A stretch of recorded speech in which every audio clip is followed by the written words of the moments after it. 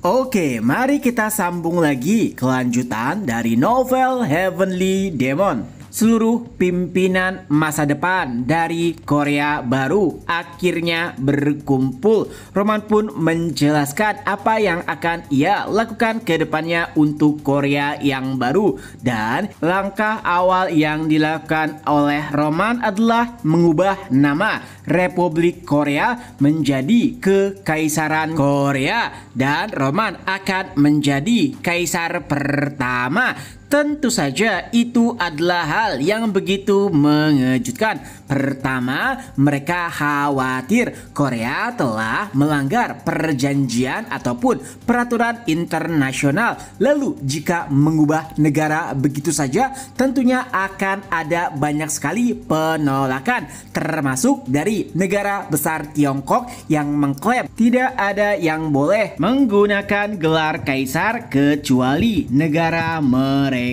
Intinya, setiap perwakilan nampak begitu khawatir karena akan ada banyak pihak yang menentang Korea. Apalagi kekuatan mereka juga belum stabil sepenuhnya pasca berperang melawan pemerintahan Kim Jong-tae. Walau demikian, Roman tetap menjelaskan bahwa ini adalah langkah pertama paling penting yang harus mereka lakukan untuk menjadikan Korea negara terkuat yang tidak bisa diintervensi oleh pihak manapun.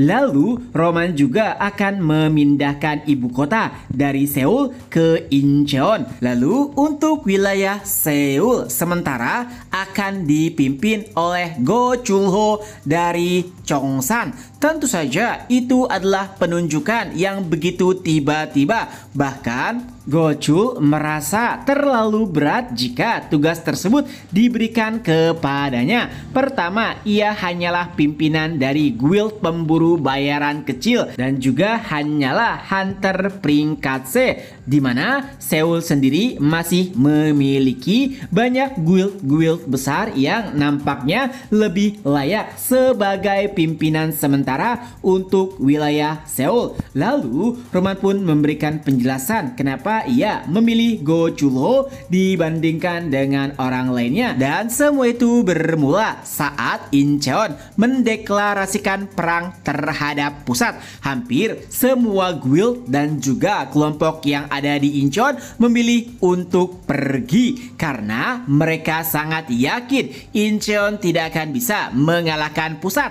Tapi Cheongsan berbeda. Mereka nampaknya memiliki keyakinan bahwa Roman Dimitri dan Incheon pasti bisa mengalahkan Seoul. Itulah kenapa Roman memilih Go Chul-ho, karena saat ini Seoul tidak memerlukan pimpinan yang kuat. Mereka hanya perlu seseorang yang bisa melihat situasi dan mengendalikan keadaan. Dari sudut pandang Roman, Go Chul-ho adalah sosok yang cocok karena ia bisa memprediksi dan juga menilai kondisi, dan Roman juga yakin bahwa penilaian itulah yang membuat guild Cheongsan tetap mendukung Incheon walaupun seluruh kelompok lainnya lebih memilih untuk pergi ke wilayah lain. Dan nampaknya tidak ada yang bisa membantah apa yang dikatakan oleh Roman.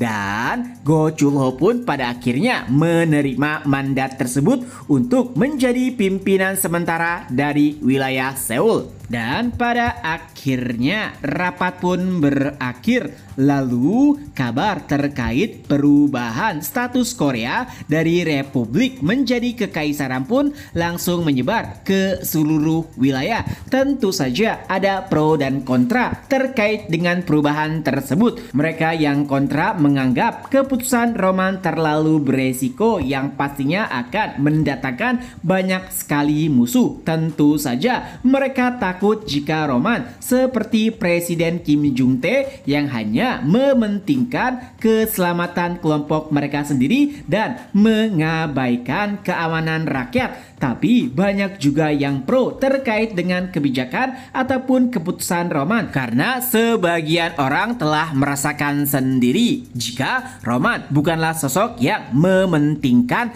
kelompoknya sendiri. Jadi selama mereka mendukung Roman, maka Roman akan melindungi setiap orang dan ini akan menjadi awal baru bagi Kekaisaran Korea. Kini kita berpindah ke sisi lainnya, terjadi perbincangan antara Park Ki-tae dan juga Go Chul-ho. Memang saat ini Go Chul-ho banyak sekali mendapatkan keuntungan termasuk menjadi wali kota Seoul. Tapi Park Ki-tae mengingatkan kepada Go Chul-ho bahwa Roman Dimitri adalah sosok yang adil. Ia akan memberikan hukuman dan juga pujian tergantung dengan sikap dan juga apa yang dilakukan oleh orang-orangnya. Dan tugas dari Go Chul-ho saat ini adalah mendinginkan kondisi Seoul karena pastinya akan ada banyak sekali gejolak apalagi saat-saat transisi ibu kota dari Seoul ke Incheon.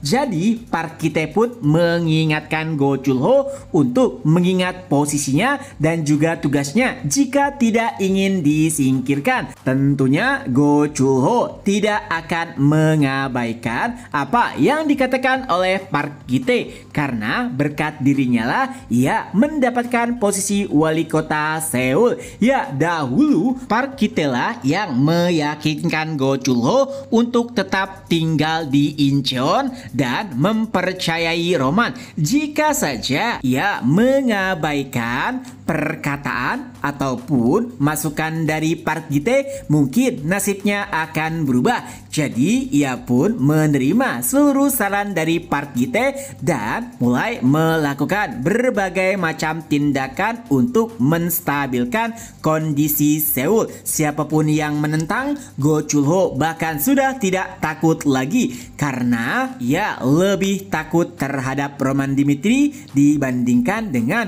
guild-guild besar yang ada di Seoul. Jadi tidak ada toleransi bagi siapapun yang melanggar perintah dari Go Chul-ho sebagai wali kota Seoul yang baru.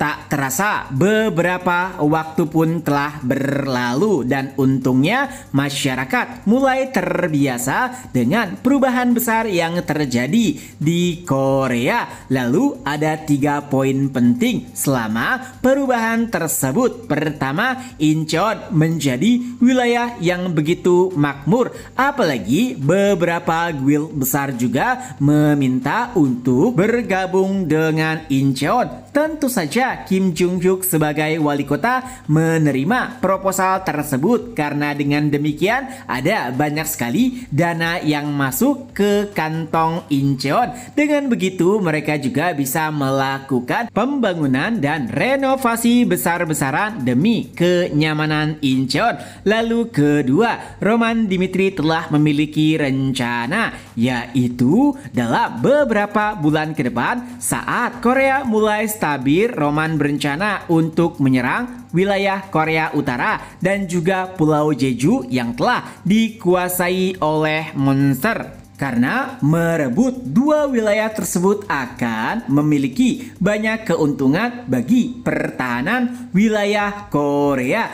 Lalu yang ketiga dan juga poin penting yang masih dirahasiakan, yaitu Roman mulai mengawasi negara Tiongkok karena nampaknya negara mereka mengetahui suatu hal terkait dengan Murim. Memang Roman telah meneliti dan juga mempelajari sejarah terkait dengan dunia baru yang ia tempati, tapi tidak ada tanda-tanda ataupun jejak dari dunia Murim. Tapi Roman mulai menyadari sesuatu saat bertarung melawan pasukan Presiden Kim Jong-tae dahulu. Ia melihat jika Xiaolong, pasukan yang dikirim oleh Kekaisaran Tiongkok, langsung merubah sikapnya saat Roman menggunakan teknik bela diri dari Murim, yang artinya Ada kemungkinan jika Xiaolong adalah seseorang yang merupakan keturunan dari dunia murim karena langsung mengenali teknik yang digunakan oleh Roman. Oleh sebab itulah Roman langsung membuat kelompok yang tugasnya mencari informasi di mana yang memimpin adalah Park Gite. Roman ingin menggali lebih dalam apakah Xiaolong dan juga Kaisar Tiongkok ada kaitannya dengan dunia murim. Dan di saat Korea berada pada masa tenangnya, mereka pun mendapatkan informasi yang mengejutkan. Ya, walaupun bencana di Korea telah berakhir, tapi tidak dengan skala internasional. Baru saja masuk sebuah kabar bahwa LA telah jatuh. Tentu saja itu adalah situasi yang tidak biasa mengingat LA merupakan salah satu wilayah dengan kekuatan tempur yang besar. Dan chapter pun berakhir. Nah, itulah kelanjutan dari novel Heavenly Demon. Semoga terhibur. Ketemu lagi di next video. Bye-bye.